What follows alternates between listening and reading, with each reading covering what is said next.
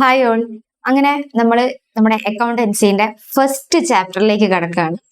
First chapter നമ്മുടെ introduction to accounting എന്നാണ് നമ്മുടെ ഫസ്റ്റ് ചാപ്റ്ററിന്റെ പേര്. ബേസിക്സ് ആണ്, അക്കൗണ്ട്സിന്റെ ബേസിക് ചാപ്റ്ററിലേക്കാണ് നമ്മൾ കടക്കാൻ പോകുന്നത്. അങ്ങനെ നമ്മൾ കടക്കുമ്പോൾ ഫസ്റ്റ്ലി ചിന്തിച്ചു നോക്കാം, നമ്മുടെ ബിസിനസ്സിനെ സംബന്ധിച്ചിട്ട് ബിസിനസിന്റെ മെയിൻ എയിം, ബിസിനസ് മുന്നോട്ടേക്ക് പോകുമ്പോൾ ബിസിനസിന്റെ മോട്ടീവ് അല്ലെങ്കിൽ ബിസിനസിന്റെ എയിം എന്ന് പറയുന്നത് എന്തായിരിക്കും? പ്രോഫിറ്റ് ഏൺ ചെയ്യുക എന്നുള്ളതായിരിക്കും അല്ലെ. ആരും ലോസിന് വേണ്ടിയിട്ട് ഒരു ബിസിനസ് സ്ഥാപനങ്ങളും തുടങ്ങുന്നില്ല. അപ്പോ നമ്മുടെ ബിസിനസിനെ സംബന്ധിച്ചിട്ട് ബിസിനസിന്റെ എയിം എന്ന് പറയുന്നത് പ്രോഫിറ്റ് ഏൺ ചെയ്യുക എന്നുള്ളതാണ്. അങ്ങനെ നോക്കുമ്പോൾ ബിസിനസ് നടത്തിക്കൊണ്ട് പോകുമ്പോൾ ബിസിനസ്സിന് പ്രോഫിറ്റ് ആണോ ബിസിനസ്സിന് ലോസ് ആണോ എന്ന് തിരിച്ചറിയാൻ വേണ്ടിയിട്ട് ബിസിനസ്സിൽ നടന്നുകൊണ്ടിരിക്കുന്ന ഇടപാടുകളെ, ബിസിനസ്സിൽ നടന്നുകൊണ്ടിരിക്കുന്ന ട്രാൻസാക്ഷൻസ് അല്ലെ, ഇടപാടുകളെയൊക്കെ പ്രത്യേക രീതിയിൽ റെക്കോർഡ് ചെയ്യുന്നതിനെയാണ് നമ്മൾ അക്കൗണ്ടിങ് എന്ന് പറയുന്നത്. ഓക്കെ, ബിസിനസ്സിൽ നടന്നുകൊണ്ടിരിക്കുന്ന ബിസിനസിന്റെ ഇടപാടുകളെ പ്രത്യേക രീതിയിൽ റെക്കോർഡ് ചെയ്യപ്പെടുന്നതിനെയാണ് നമ്മൾ എന്തെന്ന് വിളിക്കുന്നത്? അക്കൗണ്ടിങ് എന്ന് വിളിക്കുന്നത്. ഓക്കെ, അങ്ങനെ അപ്പൊ ഫസ്റ്റ് പോയിന്റിലേക്ക് കിടക്കാം. ഇൻട്രൊഡക്ഷൻ ടു അക്കൗണ്ടിങ്ങിൽ first point, the main objective of every business is to earn profit. Main aim എന്ന് പറയുന്നത് എന്ത് തന്നെയായിരിക്കും? പ്രോഫിറ്റ് ഏൺ ചെയ്യുക എന്നുള്ളത് തന്നെയായിരിക്കും. At the end of each year, every business wants to know how much profit they have earned or loss occurred. അതായത് എല്ലാ വർഷവും അവർക്ക് ബിസിനസ്സുകാർക്ക് അറിയണം അവര് ഏൺ ചെയ്തുകൊണ്ടിരിക്കുന്നത്, അവർക്ക് കിട്ടിക്കൊണ്ടിരിക്കുന്നത് പ്രോഫിറ്റ് ആണോ ലാഭമാണോ നഷ്ടമാണോ എന്ന് അവർക്ക് തിരിച്ചറിയണം. How much stock they have in their warehouse, how much is business liabilities, how much is on to them and by whom, etc. അതായത് ബിസിനസിനെ സംബന്ധിച്ചിട്ട് അവർക്ക് പ്രോഫിറ്റ് ആണോ ലോസ് ആണോ എന്ന് മാത്രം അറിഞ്ഞാൽ പോരാ, അവർക്ക് മുന്നോട്ടേക്ക് ഇനി എത്ര അവർക്ക് ബാധ്യതകളുണ്ട്, ബിസിനസ് പുറത്തുള്ള ആൾക്കാർക്ക് കൊടുക്കാനുള്ള പൈസേനെയാണ്, കൊടുക്കാനുള്ള കടപ്പെട്ടിരിക്കുന്ന ആൾക്കാരാണ് നമ്മൾ ബിസിനസിന്റെ ബാധ്യതകൾ എന്ന് പറയാം. അപ്പൊ ബിസിനസിന് പുറത്തേക്ക് എത്ര ബാധ്യതകളുണ്ട്, ബിസിനസിന് എന്തൊക്കെ പൈസകൾ കിട്ടാനുണ്ട്, എന്തൊക്കെ കാര്യങ്ങൾ കിട്ടാനായിട്ടുണ്ട്, ബിസിനസ്സിൽ എന്തൊക്കെ സ്റ്റോക്കുകൾ മിച്ചമുണ്ട് അല്ലെ, നമുക്ക് വിറ്റുപോകാത്ത ഗുഡ്സിനെ നമ്മൾ എന്തെന്ന് വിളിക്കും? സ്റ്റോക്ക് എന്ന് വിളിക്കും. അങ്ങനെയുള്ള ഐറ്റംസ് ഉണ്ട്. ബിസിനസ്സിന് ലാഭമാണോ നഷ്ടമാണോ, ഇങ്ങനെയുള്ള കാര്യങ്ങളൊക്കെ തിരിച്ചറിയാൻ വേണ്ടിയിട്ട് നമ്മൾ ബിസിനസ്സിൽ നടക്കുന്ന ഇടപാടുകളെ പ്രത്യേക തരത്തിൽ റെക്കോർഡ് ചെയ്യപ്പെടുന്നതിനെയാണ് നമ്മൾ എന്തെന്ന് വിളിക്കുന്നത്? അക്കൗണ്ടിങ് എന്ന് വിളിക്കുന്നത്.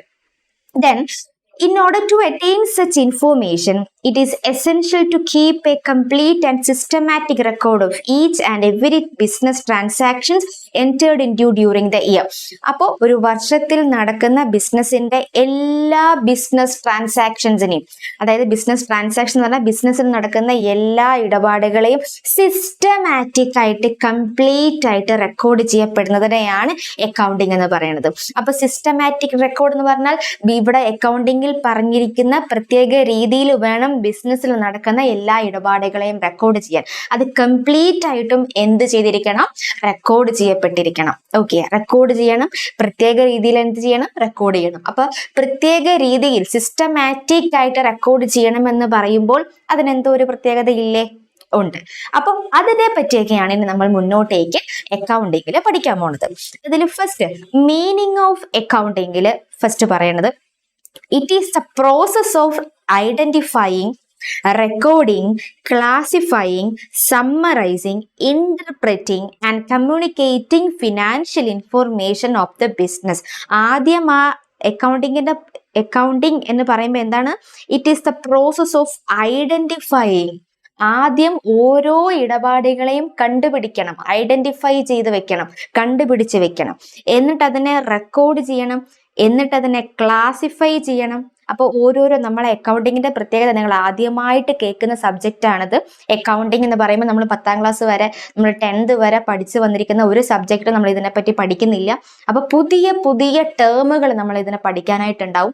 ശ്രദ്ധിച്ച് ഓരോ ടേമുകളും ആദ്യമായി കേൾക്കുമ്പോൾ അതിൻ്റെതായ ബുദ്ധിമുട്ടുകൾ ഉണ്ടാവും. പക്ഷെ ഒന്നും പേടിക്കാനായിട്ടില്ല. അതിനനുസരിച്ച് പുതിയ പുതിയ ടേമുകൾ നമ്മൾ പഠിക്കുമ്പോൾ അതിന്റെ ടേം എന്താണെന്നും മനസ്സിലാക്കി വെക്കുക. ദെൻ ആദ്യമായി കേൾക്കുന്നത് കൊണ്ട് തന്നെ നമുക്ക് കുറച്ചൊരു ബുദ്ധിമുട്ടുണ്ടാവുമെങ്കിലും ഈ ക്ലാസ് നമുക്ക് റിപ്പീറ്റ് അടിച്ച് ഒരേ ടേം കേട്ട് അല്ലെ, നമ്മൾ എങ്ങനെയാണ് നമ്മുടെ 1ാം ക്ലാസ് മുതൽ 10ാം ക്ലാസ് നമ്മൾ എങ്ങനെ പഠിപ്പിച്ചെടുക്കുന്നത്? ആദ്യമേ നമുക്ക് ഈ സയൻസ് പരമായിട്ടൊക്കെ നമുക്ക് അറിയോ? ഇല്ല. നമ്മൾ ഓരോ ടേമും ABCD എന്നുള്ള രീതിക്ക് നമ്മൾ ആദ്യം മുതൽ അക്ഷരങ്ങൾ അല്ലെ, അതിന്റെ ഓരോ ടേമും പഠിച്ചു വന്ന അക്ഷരങ്ങൾ പഠിച്ചു വന്നിട്ടാണ് നമ്മൾ ഓരോ സാധനങ്ങളും ഓരോ വാക്കുകളും നമ്മൾ കൂട്ടി വായിക്കാനായിട്ട് പഠിക്കുന്നത്. അതേപോലെ അത്രയും ബേസ് ആയിട്ടാണ് നമ്മൾ ഇവിടെ ക്ലാസ് എടുക്കുന്നത്. അപ്പോൾ ഓരോരോ ടേമുകളും നമ്മൾ ABCD നമ്മൾ കൂട്ടി വായിച്ച് അക്കങ്ങൾ കൂട്ടി വായിച്ച് നമ്മൾ വാക്യം നമ്മളൊരു വേർഡ് വായിച്ചെടുക്കുന്നത് പോലെ തന്നെ വേണം ഇവിടെ നമ്മൾ അക്കൗണ്ടൻസിയും പഠിക്കാൻ. ഓരോ പുതിയ ടേമുകളും വായിച്ച് പഠിച്ച് എടുക്കുക.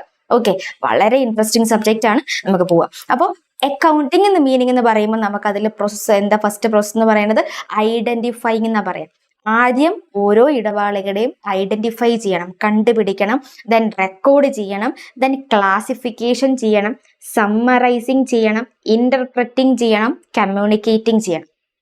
എന്തിനെയാണ്? Financial informations of the business to its owners for judgement and for decision making. അപ്പോൾ ഈ പറയുന്ന ഈ കംപ്ലീറ്റ് പ്രോസസ്സാണ് നമ്മളെ അക്കൗണ്ടിങ്ങിനെ സംബന്ധിച്ചിട്ട് അക്കൗണ്ടിങ്ങിന്റെ ഫങ്ഷൻസ് എന്ന് പറയുന്നത്. നമ്മൾ ഈ പറയുന്ന it is A process of identifying, recording, classifying, summarising, interpreting എന്നൊക്കെ പറയുന്ന ഈ സാധനങ്ങളെ നമ്മൾ വിളിക്കും അക്കൗണ്ടിങ്ങിന്റെ ഫങ്ഷൻസ്. ആ ഫങ്ഷൻസിൽ നമ്മൾ പറയും ഇതെന്താണെന്നുള്ളത്. ഓക്കെ, ഓരോന്നും പറയൂ കേട്ടോ. ദെൻ നമ്മൾ ഇതിന്റെ അക്കൗണ്ടൻസിയുടെ ഡെഫിനിഷൻ എന്ന് പറയുമ്പോൾ accounting is an art of recording. It is an ആർട്ടാണ് of recording, classifying, summarising in a significant manner. ആദ്യം നമ്മൾ ഈ അക്കൗണ്ടിങ്ങിന്റെ ഓരോ ഇടപാടുകളെയും നമ്മൾ ആദ്യം എന്ത് ചെയ്യുന്നു? റെക്കോർഡ് ചെയ്യും, പിന്നെ അതിനെ ക്ലാസിഫൈ ചെയ്യും. അപ്പൊ ടേമുകളാണ് ഇവിടെ നമ്മൾ പഠിക്കേണ്ടത്. ഈ ഓരോ ടേമുകളും എന്താണെന്നുള്ളത് നമ്മൾ ഓരോ ഫങ്ഷൻസിൽ പറയുമ്പോൾ പറയൂ കേട്ടോ. ആദ്യം ടേമുകൾ പഠിക്കാം, റെക്കോർഡ് ചെയ്യും, ക്ലാസിഫൈ ചെയ്യും, പിന്നെ എന്ത് ചെയ്യും? സമ്മറൈസിങ് ചെയ്യും.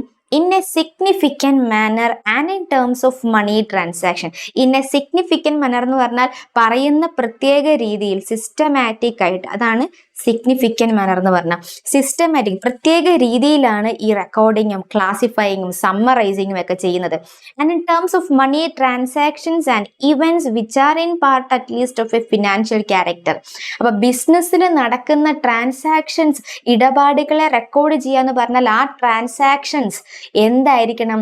ഫിനാൻഷ്യൽ ക്യാരക്ടറിലായിരിക്കണം. എന്ന് പറഞ്ഞാൽ പൈസ ഇടപാടുകൾ മാത്രമേ നമ്മുടെ ബിസിനസ്സിൽ അക്കൗണ്ടിങ്ങിൽ റെക്കോർഡ് ചെയ്യപ്പെടുന്നുള്ളൂ.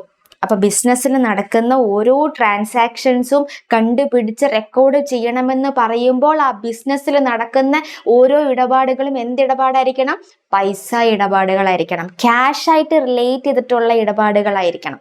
ക്യാഷ് ആയിട്ട് ബന്ധപ്പെട്ടിട്ടുള്ള ഇടപാടുകളെ മാത്രമേ നമ്മൾ അക്കൗണ്ടിങ്ങിൽ റെക്കോർഡ് ചെയ്യുന്നുള്ളൂ. And interpreting the result there of.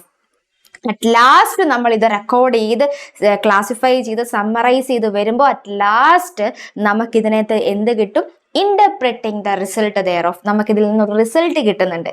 Result കിട്ടും. അതായത് എന്ത് റിസൾട്ടാണ് കിട്ടുന്നത്? പ്രോഫിറ്റ് ആണോ ലോസ് ആണോ എന്നുള്ള റിസൾട്ട് കിട്ടും. അപ്പൊ ഈ മെത്തേഡിലൂടെ ഇതിനെ ചെയ്ത് വരുമ്പോഴാണ് നമുക്ക് അതിന്റെ റിസൾട്ട് കിട്ടുന്നത്. ആ റിസൾട്ട് കിട്ടാൻ നമ്മളെ അക്കൗണ്ടിങ്ങിന്റെ സിസ്റ്റമാറ്റിക് വേ എന്താ? മാനർ എന്താണ്? റെക്കോർഡ് ചെയ്യും, ക്ലാസിഫൈ ചെയ്യും, സമ്മറൈസ് ചെയ്യും. ഏതിനെ? എല്ലാ പൈസ ഇടപാടുകളെയും, ഫിനാൻഷ്യൽ ക്യാരക്ടറുള്ള ട്രാൻസാക്ഷൻസിനെ എല്ലാം സിഗ്നിഫിക്കൻറ്റ് മാനറിൽ, സിസ്റ്റമാറ്റിക് ആയിട്ട് പ്രത്യേക തരത്തിൽ ഇതിനെ റെക്കോർഡ് ചെയ്ത് ക്ലാസിഫൈ ചെയ്ത് സമ്മറൈസ് ചെയ്തെടുത്തിട്ട് നമുക്കിതിനെ എന്ത് കിട്ടും? പ്രോഫിറ്റ്, നെറ്റ് റിസൾട്ട് കിട്ടും. പ്രോഫിറ്റ് ആണോ ലോസ് ആണോ എന്നുള്ള റിസൾട്ട് കിട്ടും. മനസ്സിലായോ? ഓക്കെ, അപ്പൊ പുതിയ പുതിയ ടേമുകൾ പഠിച്ചു വരികയാണ്. ആദ്യം കേൾക്കുമ്പോൾ ചെറിയ ചെറിയ ബുദ്ധിമുട്ടുകളുണ്ടെങ്കിലും മുന്നോട്ടേക്ക് വരുമ്പോൾ വളരെ ഈസിയാണ്, നല്ല ഇൻട്രസ്റ്റിംഗുമാണ്. അതുപോലെ തന്നെ പഠിക്കുക കേട്ടോ. ഓക്കെ, എന്തെങ്കിലും ഡൗട്ട്സുകൾ ഉണ്ടെങ്കിൽ ചോദിക്കുക, ഒന്നും പഠിക്കണ്ട.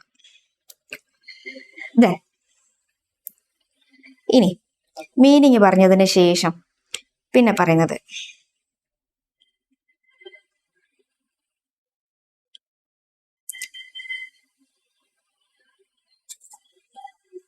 എന്ന് നോക്കിയേ.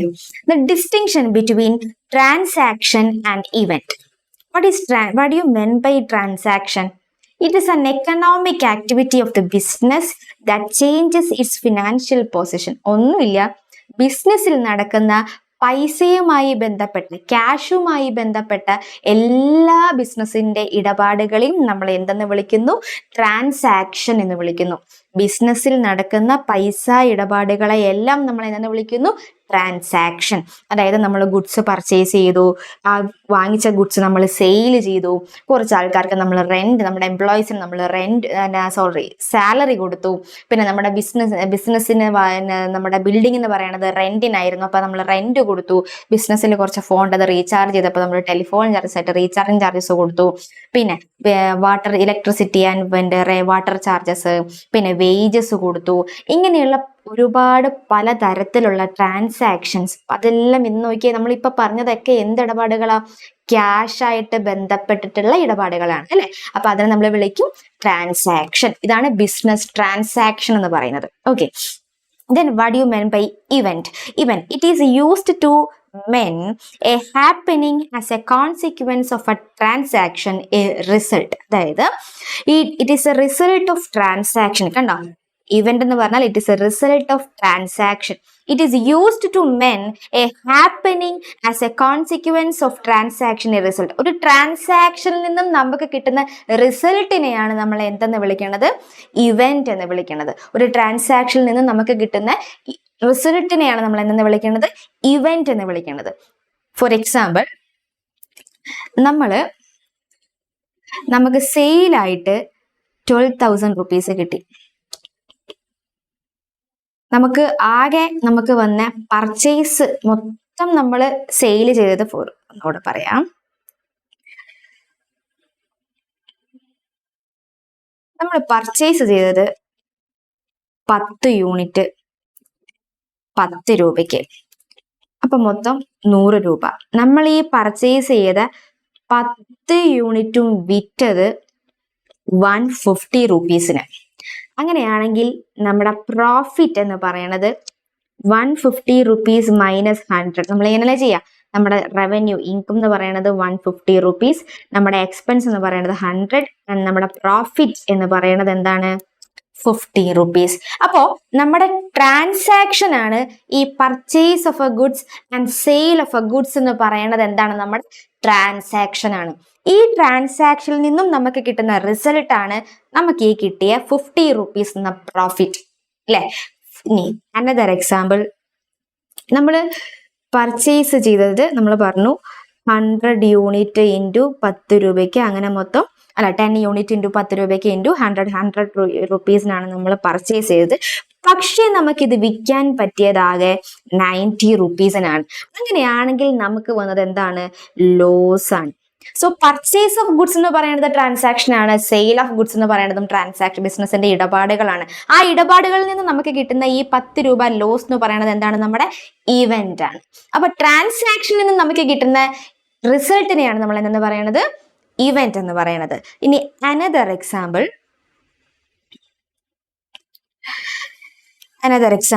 Closing stock. ഫോർ എക്സാമ്പിൾ പറയുകയാണെങ്കിൽ ക്ലോസിംഗ് സ്റ്റോക്ക് എന്ന് പറയും. നമ്മളെ പർച്ചേസ് ചെയ്തത് 100 യൂണിറ്റ്. നമ്മൾ ഈ 100 യൂണിറ്റ് പർച്ചേസ് ചെയ്തതിൽ നിന്നും നമ്മൾ ആകെ 70 യൂണിറ്റേ വിറ്റിട്ടുള്ളൂ. 100 യൂണിറ്റ് പർച്ചേസ് ചെയ്തതിൽ നിന്നും നമ്മൾ ആകെ വിറ്റത് 70 യൂണിറ്റുകളാണ്. അങ്ങനെയാണെങ്കിൽ ഈ ബാക്കി വന്ന 30 യൂണിറ്റ് ഇനി വിൽക്കാനുള്ള സ്റ്റോക്കാണ് അല്ലെ? ആകെ 100 ഗുഡ്സ് ആണ് വാങ്ങിയത്, അതിൽ 70 ഗുഡ്സേ വിറ്റുള്ളൂ. അപ്പൊ ബാക്കിയുള്ളത് എത്ര യൂണിറ്റ് ആണ്? 30 യൂണിറ്റ് ഇനിയും വിൽക്കാനുണ്ട്. അപ്പൊ ബാക്കി വന്നത് വിറ്റ് പോയതല്ല, ഇത് വിൽക്കാനുള്ളതാണ്. അപ്പൊ നമ്മൾ ഇതിനെ എന്തെന്ന് വിളിക്കും? ക്ലോസിംഗ് സ്റ്റോക്ക് എന്ന് വിളിക്കും. Closing stock. ഈ ക്ലോസിംഗ് സ്റ്റോക്കും നമുക്ക് എന്താണ്? ഒരു ഇവന്റ് ആണ്. അപ്പോൾ നമ്മൾ 100 യൂണിറ്റ് പർച്ചേസ് ചെയ്തു എന്ന് പറയുമ്പോൾ നമുക്കത് എന്താണ്? ഫസ്റ്റ് ട്രാൻസാക്ഷൻ ആണ്. ഈ 100 യൂണിറ്റില് 70 യൂണിറ്റ് ആണ് വിറ്റതെന്ന് പറയുമ്പോൾ നമുക്കത് എന്താണ്? അനദർ ട്രാൻസാക്ഷൻ ആണ്. പക്ഷേ ഈ 100ലും 70 വിറ്റുപോയി, ബാക്കി 30 എന്നുള്ളത് ട്രാൻസാക്ഷൻ അല്ല, ആ 30 എന്നുള്ളത് എന്താണ്? ഇവന്റ് ആണ്. മനസ്സിലാവുന്നുണ്ടോ? ഓക്കെ. ഇനി അപ്പോ what you mean by event? It is a result of transaction. Okay, അങ്ങനെ ട്രാൻസാക്ഷനും കഴിഞ്ഞു, ഇവന്റും കഴിഞ്ഞു. ദെൻ അനദർ ടോപ്പിക് അല്ലെങ്കിൽ അതർ ടോപ്പിക് എന്ന് പറയുമ്പോൾ ഫങ്ഷൻസ് ഓഫ് അക്കൗണ്ടിങ് എന്ന് പറയും. ഫങ്ഷൻസ് ഓഫ് അക്കൗണ്ടിങ്ങിലെ ഫസ്റ്റ് പോയിന്റ്, നമ്മൾ നേരത്തെ അക്കൗണ്ടിങ് എന്താണെന്ന് പഠിച്ച സമയത്ത് നമ്മൾ പറഞ്ഞില്ലേ, identifying, recording, classifying, summarising, interpreting, communicating എന്ന് പറയുമ്പോൾ നമ്മൾ ഫങ്ഷൻസിൽ പഠിക്കുന്നു പറഞ്ഞു. അപ്പൊ അതിലെ ഫങ്ഷൻസിലെ ഫസ്റ്റ് പോയിന്റ് എന്ന് പറയുന്നത് ഐഡന്റിഫൈങ്.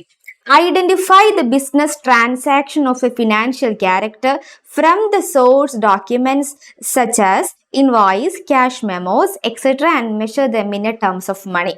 അതായത് ബിസിനസ്സിൽ നടക്കുന്ന എല്ലാ ഇടപാടുകൾക്കും ഒരു തെളിവുകൾ അല്ലെ, സോഴ്സ് ഡോക്യുമെന്റ് എന്ന് പറഞ്ഞാൽ അതിന് എന്ത് വേണം? ഒരു തെളിവ് വേണം, എവിഡൻസ് വേണം ഇല്ലേ? നമുക്കിപ്പോ ഒരു പർച്ചേസ് നടത്തി എന്ന് പറയുമ്പോൾ നമുക്ക് അതിനകത്തൊരു ബില്ല് വേണം, സെയില് നടത്തി എന്ന് പറയുമ്പോൾ നമുക്ക് അതിനകത്തൊരു ബില്ല് വേണം, ദെൻ റെന്റ് കൊടുക്കുമ്പോൾ, സാലറി കൊടുക്കുമ്പോൾ ഇതിനകത്തൊക്കെ നമുക്ക് എന്ത് വേണം? കൊടുത്തു എന്നതിനുള്ള തെളിവ് വേണം, അല്ലെങ്കിൽ കിട്ടി എന്നതിനുള്ള തെളിവ് വേണം. അപ്പൊ ബിസിനസ്സിൽ നടക്കുന്ന എല്ലാ ഇടപാടുകൾക്കും നമുക്കൊരു എവിഡൻസ് വേണം. ആ എവിഡൻസിനെയാണ് നമ്മൾ എന്തെന്ന് വിളിക്കേണ്ടത്? സോഴ്സ് ഡോക്യുമെന്റ് എന്ന് വിളിക്കേണ്ടത്. മനസ്സിലാവുന്നുണ്ടോ? അപ്പോൾ എല്ലാ സോഴ്സ് ഡോക്യുമെന്റും നമ്മൾ അത് കണ്ടുപിടിച്ച് ആ ഡോക്യുമെന്റ്സിനെ സെറ്റ് ചെയ്ത് വെക്കുക എന്നുള്ളതിനെയാണ് നമ്മൾ എന്തെന്ന് വിളിക്കുന്നത്? ഐഡന്റിഫൈങ് എന്ന് വിളിക്കുക. മനസ്സിലാവുന്നുണ്ടോ? അതായത് നമ്മുടെ ബില്ലുകൾ, ഇൻവോയ്സുകൾ അല്ലെങ്കിൽ ക്യാഷ് മെമ്മോ എന്നൊക്കെ പല പേരുകളും നമ്മൾ വിളിക്കും. അപ്പൊ അങ്ങനെ അതൊക്കെ എന്തായിരിക്കണം? ഈ ഡോക്യുമെന്റ്സ് ഒക്കെ ഇൻ ടേംസ് ഓഫ് മണി ആയിരിക്കണം. നമ്മൾ ആദ്യമേ പറഞ്ഞു മണി ട്രാൻസാക്ഷൻസ് മാത്രമേ റെക്കോർഡ് ചെയ്യുന്നുള്ളൂ ഇല്ലേ? പൈസ ഇടപാടുകൾ മാത്രമേ നമ്മുടെ ബിസിനസ്സിൽ അല്ലെങ്കിൽ അക്കൗണ്ടിങ്ങിൽ റെക്കോർഡ് ചെയ്യപ്പെടുന്നുള്ളൂ. അങ്ങനെയാണെങ്കിൽ ഇവിടെ ഐഡന്റിഫൈ ചെയ്യേണ്ടതും ഏതിനെയാണ്? Source document related to money ആയിരിക്കണം. ഓക്കെ, അപ്പോൾ റിലേറ്റഡ് ടു മണി ആയിരിക്കണം. ഇവിടെ ട്രാൻസാക്ഷൻ എന്ന് പറയുന്നത് റിലേറ്റഡ് ടു മണി, ക്യാഷ് ആയിരിക്കണം.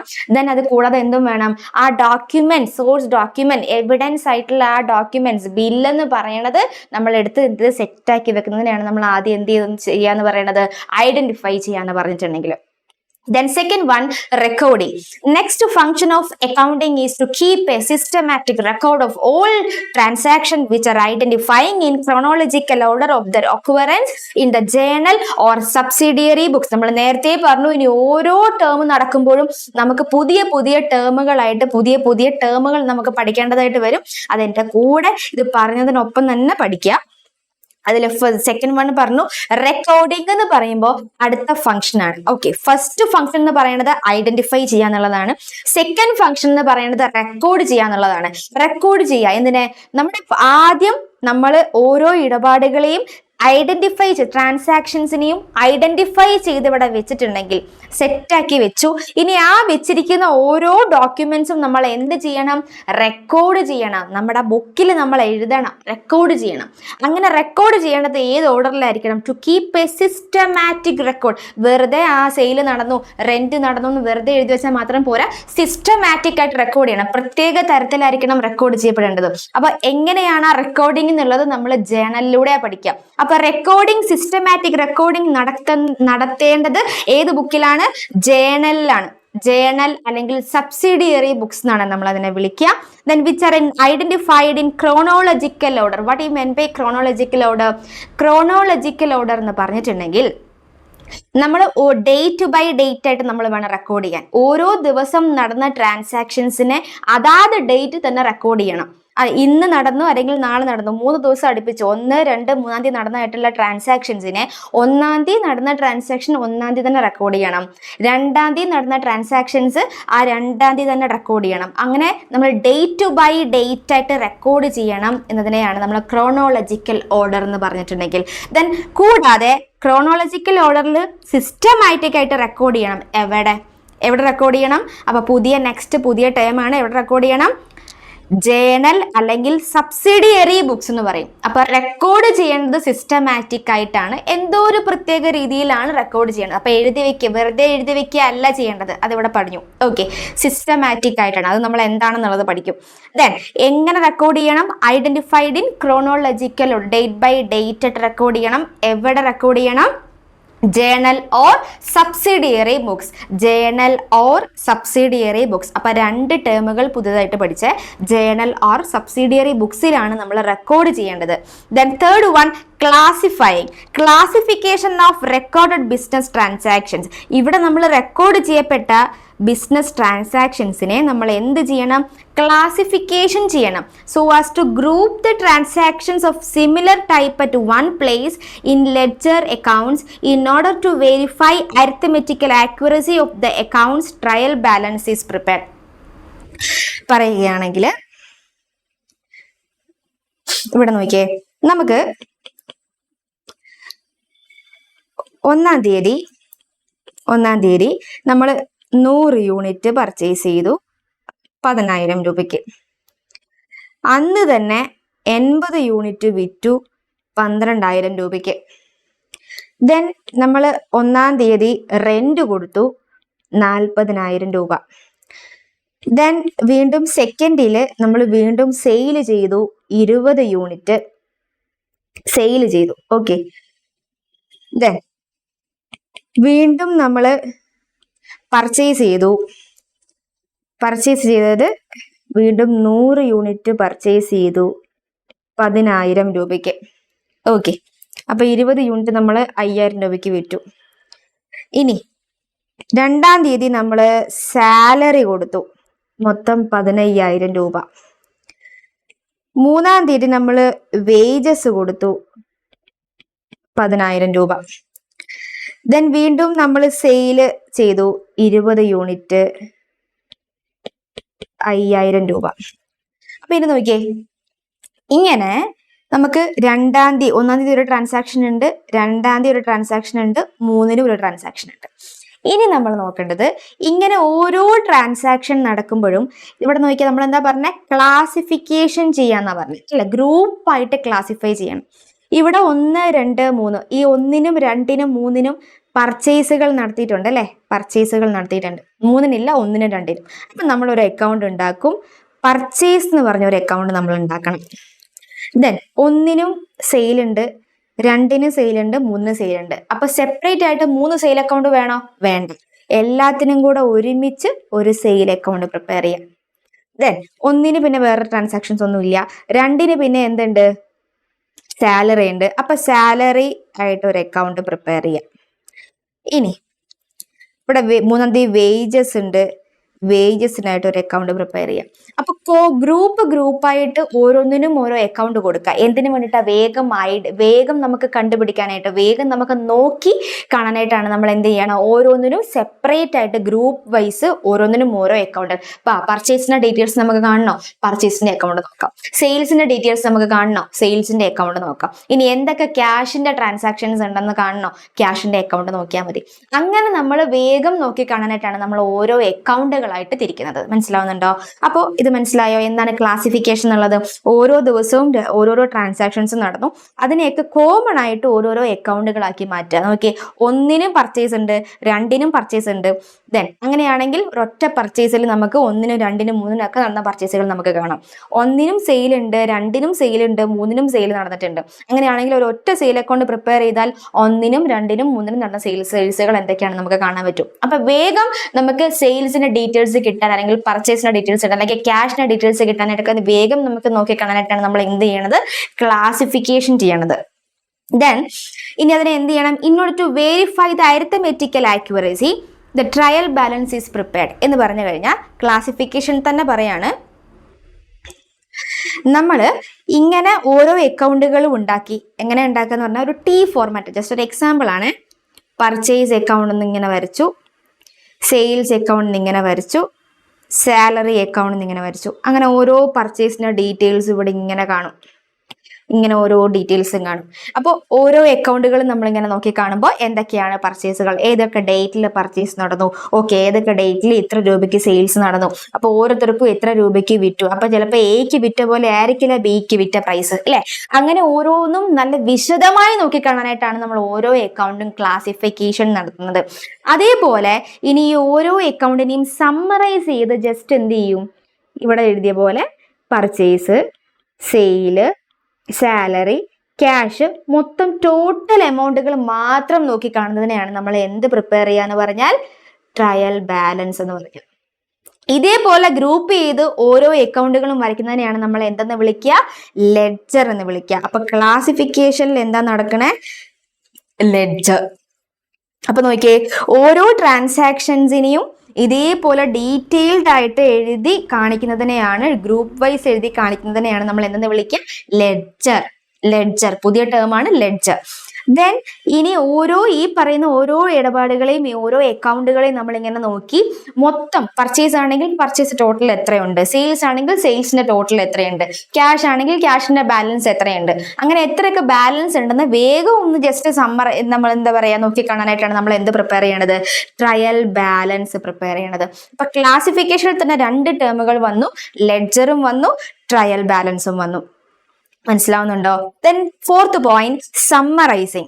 The classified information available from the trial balance is used to prepare profit and loss account and balance sheet in a manner useful to the users of accounting information.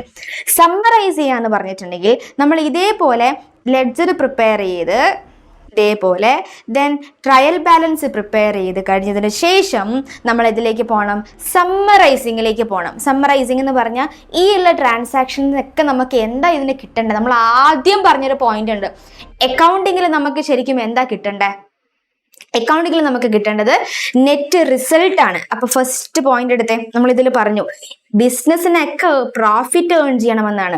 ബിസിനസ്സിൽ നടക്കുന്ന transactions ഇടപാടുകളിൽ നിന്ന് നമുക്ക് കിട്ടേണ്ടത് profit ആണോ loss ആണോ എന്ന് നമുക്ക് തിരിച്ചറിയാൻ വേണ്ടിയിട്ട് പ്രത്യേക തരത്തിൽ റെക്കോർഡ് ചെയ്യുന്നതിനെയാണ് നമ്മൾ എന്തെന്ന് വിളിക്കുന്നത്, അക്കൗണ്ടിങ് എന്ന് വിളിക്കുന്നത്. അപ്പൊ പ്രോഫിറ്റ് ആണോ ലോസ് ആണോ എന്ന് തിരിച്ചറിയാനായിട്ട് നമ്മൾ ഇങ്ങനെ മാത്രം ഈ പറഞ്ഞ ക്ലാസിഫിക്കേഷൻ മാത്രം ചെയ്താൽ നമുക്ക് തിരിച്ചറിയാൻ പറ്റില്ല. എന്തും കൂടെ ചെയ്യണം, സമ്മറൈസിങ് കൂടെ ചെയ്യണം. അപ്പൊ സമ്മറൈസിങ്ങിലേക്ക് എത്തിയാലേ നമ്മുടെ ബിസിനസിന്റെ നെറ്റ് റിസൾട്ട്, അതായത് ബിസിനസ് ഏൺ ചെയ്യണത് പ്രോഫിറ്റ് ആണോ ലോസ് ആണോ എന്ന് തിരിച്ചറിയാൻ നമുക്ക് പറ്റണത് ഏത് കണ്ടീഷനിൽ എത്തുമ്പോഴാ, ഏത് സ്റ്റെപ്പിൽ എത്തുമ്പോഴാ, സമ്മറൈസിങ്ങിൽ എത്തുമ്പോഴാണ്. അപ്പോൾ സമ്മറൈസിങ്ങിൽ എത്തുമ്പോൾ നമ്മളിവിടെ ഫസ്റ്റ് നമ്മൾ റെക്കോർഡ് ചെയ്തു, ജേണലിൽ റെക്കോർഡ് ചെയ്തു. സെക്കൻഡ് നമ്മൾ ലെഡ്ജറിൽ ക്ലാസിഫിക്കേഷൻ നടത്തി നമ്മൾ എന്ത് ലാസ്റ്റ് പ്രിപ്പയർ ചെയ്ത് വെച്ചു, ട്രയൽ ബാലൻസ് പ്രിപ്പയർ ചെയ്ത് വെച്ചു. അങ്ങനെ ട്രയൽ ബാലൻസിൽ നിന്നുമാണ് നമ്മൾ എന്ത് നടത്തുന്നത്, സമ്മറൈസിങ് നടത്തുന്നത്. അപ്പോൾ ആ സമ്മറൈസിങ്ങിൽ എന്തൊക്കെ അക്കൗണ്ടുകളാണ് പ്രിപ്പയർ ചെയ്യുക എന്നുള്ളതാണ് നമുക്കിവിടെ പഠിക്കാനുള്ളത്. അത് എങ്ങനെ പ്രിപ്പയർ ചെയ്യുമെന്നുള്ളത് നമ്മൾക്ക് ഇവിടെ പഠിക്കാനായിട്ടില്ല കേട്ടോ, ഫങ്ഷൻസ് മാത്രമാണ് പറയുന്നത്. അപ്പോൾ ഈ ട്രയൽ ബാലൻസിലൂടെ സമ്മറൈസിങ്ങിലേക്ക് എത്തുമ്പോൾ എന്തൊക്കെ അക്കൗണ്ടുകളെ പ്രിപ്പയർ ചെയ്യേണ്ടത്, പ്രോഫിറ്റ് ആൻഡ് ലോസ് അക്കൗണ്ടും ബാലൻസ് ഷീറ്റും. പുതിയ നെക്സ്റ്റ് ടേം ആണ് profit and loss account. Profit and loss അക്കൗണ്ടിൽ നമുക്ക് എന്താ കിട്ടുന്നത്, നെറ്റ് റിസൾട്ട് ആണ് കിട്ടുന്നത്. അതായത് ബിസിനസ്സിൽ നിന്ന് നമുക്ക് പ്രോഫിറ്റ് ആണോ നമ്മുടെ വരുമാനം അല്ലെങ്കിൽ ലോസ് ആണോ എന്ന് തിരിച്ചറിയാനായിട്ടാണ് നമ്മൾ എന്ത് പ്രിപ്പയർ ചെയ്യുന്നത്, profit and loss account prepare ചെയ്യണത്. അതേപോലെ നമ്മൾ എന്തിനാണ് ബാലൻസ് ഷീറ്റ് പ്രിപ്പയർ ചെയ്യണത്, ബിസിനസിന്റെ ഫിനാൻഷ്യൽ പൊസിഷൻ തിരിച്ചറിയാനായിട്ടാണ് നമ്മൾ എന്ത് പ്രിപ്പയർ ചെയ്യണത്, ബാലൻസ് ഷീറ്റ് പ്രിപ്പയർ ചെയ്യണത്. അതായത് ബിസിനസിന്റെ സാമ്പത്തിക സ്ഥിതി അറിയാനായിട്ടാണ് നമ്മൾ എന്ത് പ്രിപ്പയർ ചെയ്യണത്, ഫിനാൻഷ്യൽ പൊസിഷൻ അറിയാനായിട്ടാണ് നമ്മൾ എന്ത് പ്രിപ്പയർ ചെയ്യണത്, ബാലൻസ് ഷീറ്റ് പ്രിപ്പയർ ചെയ്യുന്നത്. അപ്പോൾ റെക്കോർഡിങ് കഴിഞ്ഞ് ക്ലാസിഫയിങ്ങിൽ എത്തി ദെൻ സമ്മറൈസിങ്ങിലാണ് നമുക്ക് നെറ്റ് റിസൾട്ട് അറിയേണ്ടത്. ആ നെറ്റ് റിസൾട്ട് അറിയാൻ profit and loss account prepare ചെയ്യണത് എന്തിനു വേണ്ടിയിട്ടാണ്, പ്രോഫിറ്റ് ആണോ ലോസ് ആണോ ഏൺ ചെയ്തതെന്ന് തിരിച്ചറിയാൻ വേണ്ടിയിട്ട്. ദെൻ അടുത്തത് എന്താ പ്രിപ്പയർ ചെയ്യേണ്ടത്, ബാലൻസ് ഷീറ്റ്, ഫിനാൻഷ്യൽ പൊസിഷൻ അറിയാൻ, സാമ്പത്തിക സ്ഥിതി അറിയാനായിട്ട്. അതായത് ബിസിനസ്സിലുള്ള കുറേ ആസ്തികൾ ഉണ്ടാവും, ബിസിനസ്സിൽ കുറേ ബാധ്യതകൾ ഉണ്ടാവും. അപ്പൊ ബിസിനസ്സിന്റെ ഈ ആസ്തികളൊക്കെ വിറ്റഴിച്ചാൽ ബിസിനസ്സിന്റെ ബാധ്യതകളൊക്കെ തീർക്കാൻ പറ്റുമോ എന്ന് തിരിച്ചറിയണതാണ് ബിസിനസ്സിന്റെ സാമ്പത്തിക സ്ഥിതി എന്ന് പറയുന്നത്. ഓക്കെ, ഫിനാൻഷ്യൽ പൊസിഷൻ എന്ന് പറയുന്നത്. അപ്പൊ ഇതൊക്കെ പ്രിപ്പയർ ചെയ്യുന്നതിനെയാണ് നമ്മൾ എന്തെന്ന് വിളിക്കുക, സമ്മറൈസിങ് എന്ന് പറയുന്നത്. ദെൻ 5th one, അനലൈസിങ് എന്ന് പറഞ്ഞാൽ നമ്മളിപ്പോ നമ്മുടെ സമ്മറൈസിങ്ങിൽ പ്രിപ്പയർ ചെയ്ത് വെച്ചിരിക്കുന്ന അക്കൗണ്ടുകളായിട്ടുള്ള പ്രോഫിറ്റ് ആൻഡ് ലോസ് അക്കൗണ്ടും ബാലൻസ് ഷീറ്റും ഉണ്ട്. ഈ 2 അക്കൗണ്ടുകൾ വെച്ചിട്ട് വേണം നമ്മൾ അനലൈസിങ് നടത്താൻ. എന്ന് പറഞ്ഞാൽ നമ്മൾ ഇത് രണ്ടിനെയും കമ്പയർ ചെയ്തിട്ട് നമുക്ക് കഴിഞ്ഞ കൊല്ലത്തെ പ്രോഫിറ്റും ഇക്കൊല്ലത്തെ പ്രോഫിറ്റുമായിട്ട് നമുക്ക് കമ്പയർ ചെയ്യണം. കഴിഞ്ഞ കൊല്ലത്തെ പ്രോഫിറ്റ് ചിലപ്പോൾ നമുക്ക് കഴിഞ്ഞ കൊല്ലം 2017-18 ഉണ്ട്, 2018-19 ഉണ്ട്, പോട്ടെ ഇങ്ങനെയും പറയാം. 2017 ഉണ്ട്, 2018 ഉണ്ട്. ഓക്കെ, 2017 നമുക്ക് വന്ന പ്രോഫിറ്റ് എന്ന് പറഞ്ഞിരുന്നത് 45,000 ആയിരുന്നു. 2018 കിടക്കുമ്പോൾ ആകെ നമുക്ക് എത്രയേ പ്രോഫിറ്റ് ഉള്ളൂ, 30,000. ഇനി 2019 എത്തിയപ്പോൾ വീണ്ടും പ്രോഫിറ്റ് വന്നു 50,000. 2020 എത്തിയപ്പോൾ ലോസ് വന്നു 10,000. ഇങ്ങനെ നമുക്ക് കിട്ടുന്ന ഓരോ വർഷവും നമുക്ക് കിട്ടുന്ന പ്രോഫിറ്റ് ആയാലും ലോസ് ആയാലും എന്തുകൊണ്ടാണ് 2017 കിട്ടിയ പ്രോഫിറ്റ് എന്തുകൊണ്ടാണ് നമുക്ക് 2017 കിട്ടിയ പ്രോഫിറ്റ് 2018 കിട്ടിയിട്ടില്ല? അപ്പൊ നമുക്ക് അതിനെ കണ്ടുപിടിക്കണം, അനലൈസ് ചെയ്യണം. 2018 കിട്ടിയ പ്രോഫിറ്റിനേക്കാളും കൂടുതൽ എവിടെ കിട്ടി? 2019 കിട്ടി. അതെന്തുകൊണ്ടാണ്? ആ പെർഫോമൻസിന് നമുക്ക് എന്ത് ചെയ്യണം? അനലൈസ് ചെയ്യണം. ദെൻ 2019 കിട്ടിയ ഈ പ്രോഫിറ്റ് നമുക്ക് എവിടെ കിട്ടിയില്ല? പ്രോഫിറ്റിലും കിട്ടിയില്ല, നമുക്ക് ലോസിലേക്ക് പോയി. എന്തുകൊണ്ടാണ്? അപ്പൊ ഇങ്ങനെ നമുക്ക് അനലൈസിങ് നടത്തണമെങ്കിൽ നമ്മൾ എന്ത് പ്രിപ്പയർ ചെയ്യണം? സമ്മറൈസിങ് പ്രിപ്പയർ ചെയ്യണം. സമ്മറൈസിംഗിൽ എന്ത് പ്രിപ്പയർ ചെയ്യണം? പ്രോഫിറ്റ് ആൻഡ് ലോസ് അക്കൗണ്ടും ബാലൻസ് ഷീറ്റും. ഇത് കഴിഞ്ഞ് നമ്മൾ എന്ത് ചെയ്യണം? അനലൈസിങ് ചെയ്യണം. ഓക്കെ, അപ്പൊ എന്താ അനലൈസിങ് എന്നുള്ളത് മനസ്സിലായില്ലേ? ദെൻ 6th one ഇന്റർപ്രറ്റിംഗ് എന്ന് പറയും. ഇന്റർപ്രറ്റിംഗ് എന്ന് പറഞ്ഞാൽ it is concerned with explaining the meaning and significance of the relationship so established by the analysis interpretation should be useful to the users so as to enable them to take correct decision എന്ന് പറഞ്ഞു കഴിഞ്ഞാൽ നമ്മളിവിടെ prepare ചെയ്യുന്ന profit and loss അക്കൗണ്ടും balance ഷീറ്റും. ഇവിടെ നോക്കിയേ, profit and loss account നമ്മൾ പ്രിപ്പയർ ചെയ്യുന്നുണ്ട്. ഇതൊരു ജസ്റ്റ് ഒരു ഐഡിയക്ക് വേണ്ടിയിട്ട് മാത്രമാണ്. ബാലൻസ് ഷീറ്റും പ്രിപ്പയർ ചെയ്യുന്നുണ്ട്. ബാലൻസ് ഷീറ്റ് എന്ന് നമ്മൾ എന്താണ് പറഞ്ഞത്? നമ്മുടെ ബിസിനസിന്റെ ആസ്തികൾ ഉണ്ടാവാം, ബിസിനസിന്റെ ബാധ്യതകൾ ഉണ്ടാവാം. അപ്പോൾ ആ ആസ്തികളൊക്കെ വിറ്റഴിച്ചാലും ബിസിനസിന്റെ ബാധ്യതകൾ തീർക്കാൻ പറ്റുമോ എന്ന് തിരിച്ചറിയണ ഷീറ്റാണ് ബാലൻസ് ഷീറ്റ് എന്ന് പറഞ്ഞു കഴിഞ്ഞാൽ.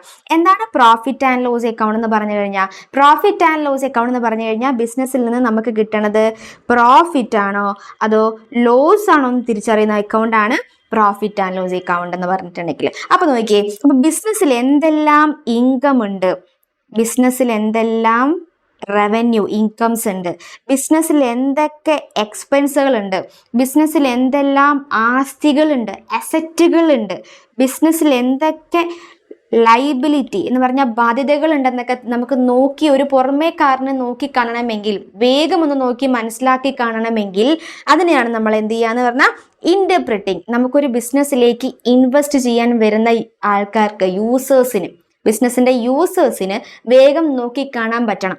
അതാണ് ഇന്റർപ്രിറ്റിംഗ്. ഒരു സാധാരണക്കാരൻ വന്നാൽ കൂടി അയാൾക്ക് വേഗം എന്ന് നോക്കി കണ്ട് മനസ്സിലാക്കാൻ പറ്റണം. എന്തെല്ലാം എക്സ്പെൻസുകൾ, എന്തെല്ലാം ഇൻകം, എന്തെല്ലാം അസറ്റുകൾ, എന്തൊക്കെ ലൈബിലിറ്റീസ് ബിസിനസ്സിലുണ്ട്, ബിസിനസ്സിൽ ഇപ്പൊ ഇൻവെസ്റ്റ് ചെയ്യണോ എന്നൊക്കെ നമുക്ക് തിരിച്ചറിയണമെങ്കിൽ, ആ യൂസേഴ്സ് ഇതൊക്കെ കണ്ട് തിരിച്ചറിയണമെങ്കിൽ ഇന്റർപ്രിറ്റിംഗ് ആയിരിക്കണം. അങ്ങനെ ഒരു സാധാരണക്കാരനും നോക്കിക്കണ്ട് മനസ്സിലാക്കാൻ പറ്റുന്ന രീതിക്ക് വേണം നമ്മുടെ പ്രോഫിറ്റ് ആൻഡ് ലോസ് അക്കൗണ്ടും ബാലൻസ് ഷീറ്റും ഒക്കെ. അങ്ങനെയാണ് നമ്മൾ പ്രിപ്പയർ ചെയ്യണത്. ഒരു പുറമേ നിന്ന് ഒരു അക്കൗണ്ടിങ് അറിയാത്തൊരു മനുഷ്യൻ വന്നാലും അവർ വരുമ്പോഴും അവർക്ക് നോക്കിക്കണ്ട് മനസ്സിലാക്കാൻ പറ്റണം ബിസിനസ്സിന്റെ എന്തെല്ലാം, ബിസിനസ്സിന്റെ സാമ്പത്തിക സ്ഥിതികളും ബിസിനസ്സിന്റെ നെറ്റ് റിസൾട്ടുകളും നോക്കിക്കണ്ട് മനസ്സിലാക്കാൻ പറ്റണം. അപ്പോൾ അതിനെയാണ് നമ്മൾ എന്ന് വിളിക്കുന്നത് ഇന്റർപ്രറ്റിംഗ് എന്ന് പറയുന്നത്. Okay, the last function communicating എന്ന് പറയും. Communicating the result obtained from the summarized, analyzed and interpreted information are communicated to the interested party. അതായത് ഈ പറയുന്ന അക്കൗണ്ടിങ് നമ്മൾ പ്രിപ്പയർ ചെയ്ത് വെച്ച് കഴിഞ്ഞതിന് ശേഷം നമുക്ക് വെറുതെ അത് പൂട്ടിക്കെട്ടി കൊണ്ടുപോകാനായിട്ടല്ല അക്കൗണ്ടിങ് പ്രിപ്പയർ ചെയ്യണത്. അക്കൗണ്ടിങ് അത് പ്രത്യേക തരത്തിൽ ബിസിനസിന്റെ ട്രാൻസാക്ഷൻസിനെ, ബിസിനസിന്റെ ഇടപാടുകളെ പ്രത്യേക തരത്തിൽ റെക്കോർഡ് ചെയ്യണമെന്നുണ്ടെങ്കിൽ അതിനെന്തായിരിക്കും കാരണം? അത് യൂസേഴ്സിനെ നോക്കിക്കണ്ട് മനസ്സിലാക്കി അവർക്ക് കമ്മ്യൂണിക്കേറ്റ് ചെയ്യണം. ഇപ്പം ഞാനൊരു അക്കൗണ്ടിങ്ങിൽ ഞാനിതെല്ലാ പ്രൊസീജിയറും ഉണ്ടാക്കി വെച്ച് ഡ്രോയിൽ പൂട്ടി വെക്കാനായിട്ടല്ല. എന്തിനു വേണ്ടിയിട്ടാണ്? നമ്മുടെ കമ്പനിയിൽ വർക്ക് ചെയ്യണ എംപ്ലോയീസിനോ, കമ്പനിയിലെ മാനേജേഴ്സിനോ, അല്ലെങ്കിൽ കമ്പനിയിലെ നമ്മുടെ ബാങ്ക് ഉണ്ടാവും, എന്താ പറയുക, ഇൻവെസ്റ്റേഴ്സ് ഉണ്ടാവും, ഗവൺമെൻറ് ഉണ്ടാവും. ഇവർക്കൊക്കെ വന്ന് നോക്കുമ്പോഴും മനസ്സിലാവണം എന്താണ് നമ്മൾ ചെയ്തു വെച്ചിരിക്കുന്നത്, നമ്മുടെ ബിസിനസ്സിൻ്റെ ട്രാൻസാക്ഷൻസ് എങ്ങനെ റെക്കോർഡ് ചെയ്യപ്പെട്ടു, എങ്ങനെയാണ് ഈ ബിസിനസ്സിന് ലോസ് ആയത്, എന്തുകൊണ്ടാണ് ഈ ബിസിനസ്സിന് പ്രോഫിറ്റ് ആയത്, അല്ലെങ്കിൽ ബിസിനസ്സിൻ്റെ സാമ്പത്തിക സ്ഥിതി എങ്ങനെയാണ്, നല്ല രീതിയിലാണോ പോകുന്നത് എന്നൊക്കെ നോക്കിക്കണ്ട് മനസ്സിലാകണമെങ്കിൽ അത് കമ്മ്യൂണിക്കേറ്റ് ചെയ്യണം. അപ്പോൾ അനലൈസ് ചെയ്യാൻ പറ്റണം, ദെൻ ഇൻ്റർപ്രറ്റ് ചെയ്യാൻ പറ്റണം, ഒരു യൂസേഴ്സിന്, സാധാരണക്കാരന് നോക്കിക്കണ്ട് മനസ്സിലാക്കാൻ പറ്റണം. ദെൻ നമുക്ക് യൂസേഴ്സിന് ഹെൽപ്ഫുൾ ആയിട്ടായിരിക്കണം നമ്മളിത് പ്രിപ്പയർ ചെയ്യേണ്ടത്. അവർക്കും സഹായകരമായിട്ടായിരിക്കണം, ഹെൽപ്ഫുൾ ആയിട്ട് വേണം നമ്മൾ അക്കൗണ്ടിങ് പ്രൊസീജിയർ നടത്താനായിട്ട്, അക്കൗണ്ടിങ് പ്രൊസീജിയർ ചെയ്യാനായിട്ട്. അതിനെയാണ് നമ്മൾ വിളിക്കുന്നത് എന്ത് ഫങ്ഷൻസിന് നമ്മളതാ പറയുന്നത് കേട്ടോ. അപ്പോൾ അനലൈസിങ്, ഇന്റർപ്രറ്റിംഗ്, ഏറ്റവും ലാസ്റ്റ് വൺ കമ്മ്യൂണിക്കേറ്റ് ചെയ്തിരിക്കണം. നമ്മളിത് പ്രിപ്പയർ ചെയ്ത് കഴിഞ്ഞിട്ട് പൂട്ടി ഡ്രോയിൽ വെക്കാനായിട്ടല്ല, നമ്മളിത് കമ്മ്യൂണിക്കേറ്റ് ചെയ്തിരിക്കണം. ആർക്ക്? യൂസേഴ്സിന് കമ്മ്യൂണിക്കേറ്റ് ചെയ്തിരിക്കണം. അപ്പോൾ ആരൊക്കെയാണ് യൂസേഴ്സ് എന്ന് പറഞ്ഞു കഴിഞ്ഞാൽ? കമ്പനിയുടെ എംപ്ലോയീസ്, കമ്പനിയുടെ മാനേജേഴ്സ്, ഗവൺമെന്റ്, ബാങ്ക്, ബിസിനസ്സിൽ ഇൻവെസ്റ്റ് ചെയ്യുന്ന ഇൻവെസ്റ്റേഴ്സ്, ഇവരെയൊക്കെ നമ്മൾ എന്തെന്ന് വിളിക്കും? യൂസേഴ്സ് എന്ന് വിളിക്കും. ഓക്കെ, അപ്പോൾ നമ്മുടെ ഫങ്ഷൻസ് ഓഫ് അക്കൗണ്ടിങ് കഴിഞ്ഞു. അപ്പോൾ അങ്ങനെ നമ്മൾ ഇൻട്രഡക്ഷൻ കഴിഞ്ഞു, എന്താണ് അക്കൗണ്ടിങ് എന്നുള്ളത് പഠിച്ചു, ദെൻ എന്താണ് ട്രാൻസാക്ഷൻ, എന്താണ് ഇവന്റ് എന്നുള്ളത് പഠിച്ചു, ദെൻ അക്കൗണ്ടിങ്ങിന്റെ ഫങ്ഷൻസ് എന്താണെന്നുള്ളതും പഠിച്ചു. അപ്പോൾ എല്ലാവരും ഒന്ന് വായിച്ചു നോക്കുക, നല്ലോണം വായിച്ച് മനസ്സിലാക്കുക, എന്തെങ്കിലും ഡൗട്ട്സ് ഉണ്ടെങ്കിൽ ചോദിക്കുക കേട്ടോ. ദെൻ അത് കഴിഞ്ഞ് നമുക്കൊരു ചെറിയ ബ്രേക്കിലേക്ക് പോവാം. അത് കഴിഞ്ഞതിന് ശേഷം അടുത്ത ടോപ്പിക്കിലേക്ക് പോവാം. ഓക്കെ.